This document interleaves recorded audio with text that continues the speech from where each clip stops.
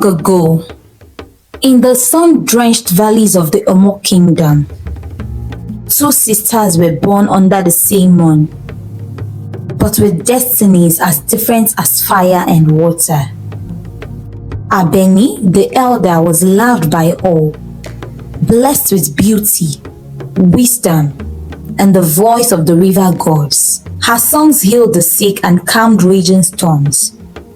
But her younger sister, Morayo, born with a secret desire to wear her sister's crown and steal her praise.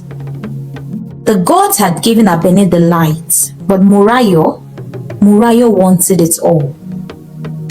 One night, as the baobab trees whispered in the wind, a dark pact was made. And by morning, blood had touched the sacred earth, and the kingdom's fate was forever changed. This is the tale of how envy masked as love turned sister against sister, and how betrayal opened the door to a curse that still echoes through the land to this day.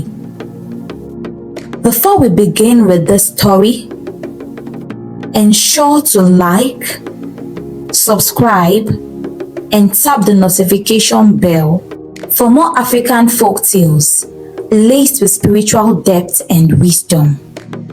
In the heart of Omo Kingdom, where the land met the sacred river Oshun, the air was thick with song and spirits. The villagers of Iludun believed the river chose one child each generation, a child to whom the gods whispered, a child destined to protect the balance between the seen and the unseen. That year, the river spirit chose Abeni, the first daughter of Chiduro Jaye and his third wife, Olabisi. From birth, Abeni's presence was unlike any other. When she cried, rain fell. When she laughed, flowers bloomed. On the seventh night after her birth, a white heron cycled the rooftop of their hut 3 times before vanishing into moonlight. The elders called it a sign. The gods had returned to walk among mortals. Her younger sister, Morayo, was born a year later, unnoticed by birds or spirits, but with eyes sharp as daggers and a silence that held secrets. From the moment she could crawl, she watched Abeni with quiet intensity, always watching, always measuring. By the time Abeni turned 10, her gifts had awakened. She could sing to the river and summon fish. She healed broken limbs with a touch. Even the mad elder, Baba Okombi, bowed to her whenever she passed, muttering, "The river walks in her shadow." Morayo, just 9, clapped along with the others, smiling on the outside. But inside, her heart churned like a storm. Why Abeni?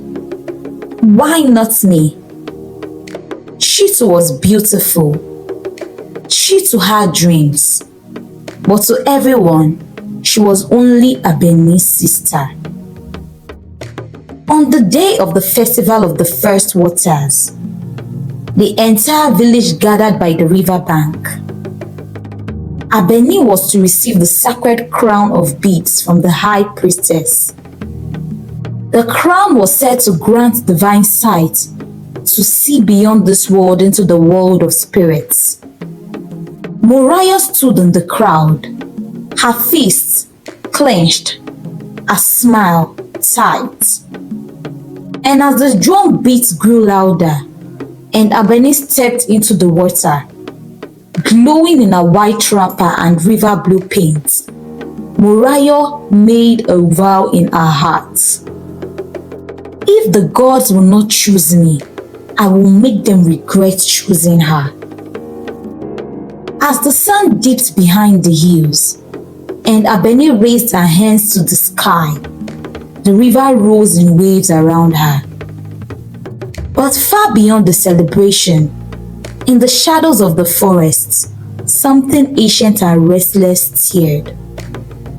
The drums beat louder, the waters shimmered, but none saw the crow perched on the iroko tree nearby. Its eyes glowed red, and where it washed, envy had already taken roots. That night, while the village feasted and danced in honor of Abeni, Morayo slipped away. The moon hung heavy in the sky, casting silver light on the winding forest paths. Her bare feet made no sound as she moved past rustling leaves and sleeping birds. She wasn't sure where she was going, only that she needed answers. She needed power. She needed to be seen.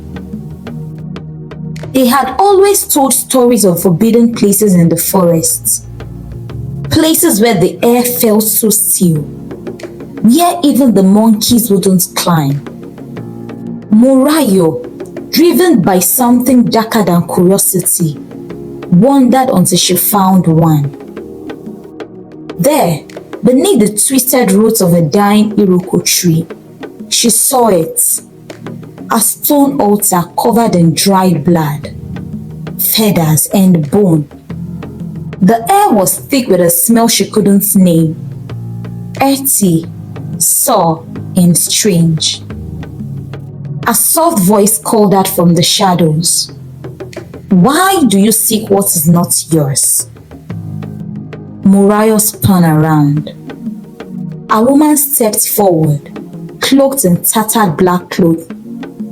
Her eyes were white like smoke, her lips dry like old charcoal. She leaned on a crooked staff made of thorn and bone. "I want what my sister has," Morayo said, though her voice trembled. The woman's cracked lips curled into something between a smile and a sneer. "Ah, Abeni, the river's jewel, the one kissed by Oshun herself, and you, the shadow beside her flame." Morayo flinched. "But shadows," the woman whispered, cycling her, "are patient. And when the flame dies, they rise." She offered Morayo a small gourd tied with red string. "Drink this, not today, not tomorrow, but on the night the moon is full and the river calls. And when your sister sings to the waters again, her voice will betray her." Morayo took the gourd, her hands trembling. "What will it cost me?" she asked. The woman only laughed, a sharp hollow sound that made the trees shiver. "Everything worth losing."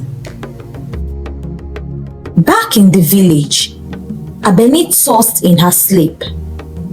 She dreamed of black feathers falling from the sky, of the river turning red, of Morayo staring at her with empty eyes.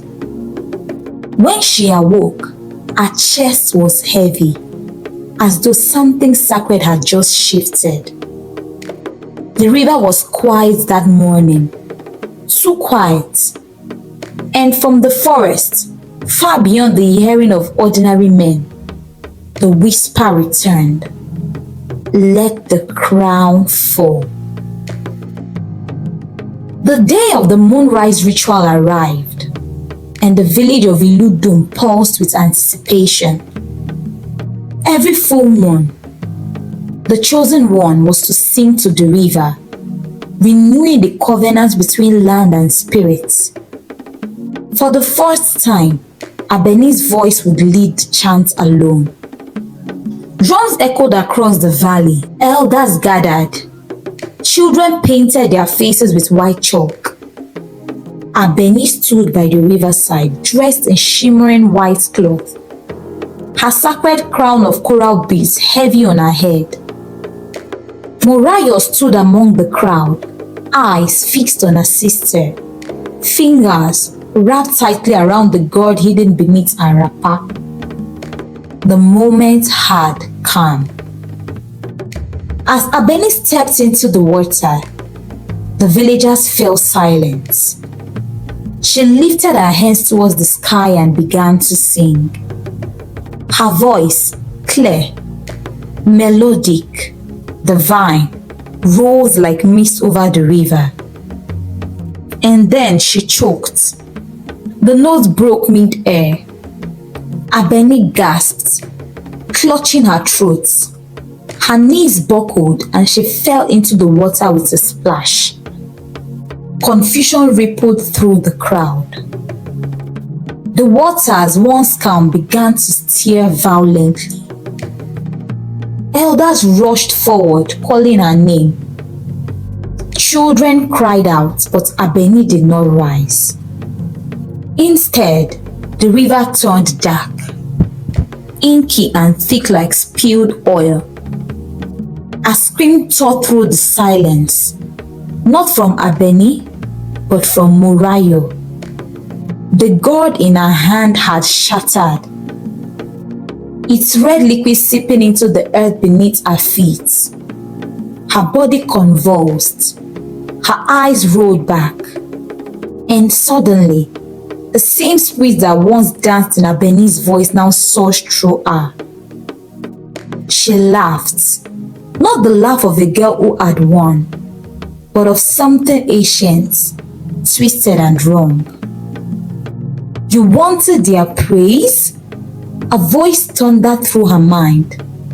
Now hear their fear. Lightning cracked the sky. Rain fell in sheets. The villagers scattered as the rivers burst its banks, swallowing hut and farmland alike.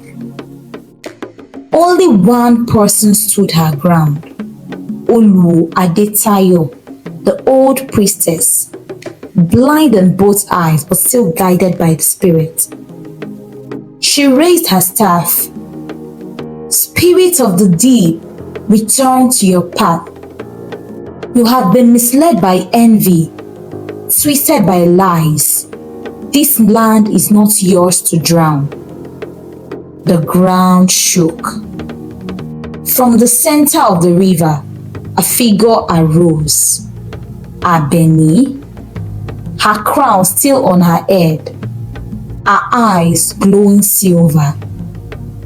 Sister, she said, her voice echoing across land and sky. I loved you. Morayo collapsed to her knees, sobbing now, not with victory, but with shame. Forgive me. I didn't know it would go this far. But it was too late. The river spirit demanded balance.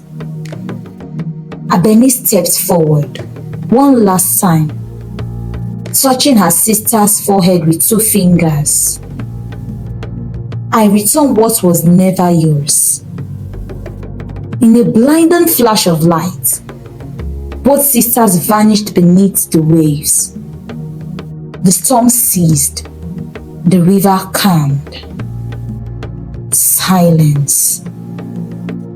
When the villagers dared to approach, they found the sacred crown floating atop the water, empty. From that day, the village of Iludun never named another daughter of the river. The crown was sealed in the temple, and under every full moon, the water shimmered faintly, as though singing a song of 2 sisters, one who was chosen, and one who chose envy. Envy is a shadow that grows in silence, and when you feed it, it will swallow not just your enemies, but everything you love. If the story moved you, don't keep it to yourself. Like, share, and subscribe for more powerful African folk tales that echo with truth and wisdom. And in the comments, tell us, have you ever seen envy turn love into betrayal? Let's talk about it below.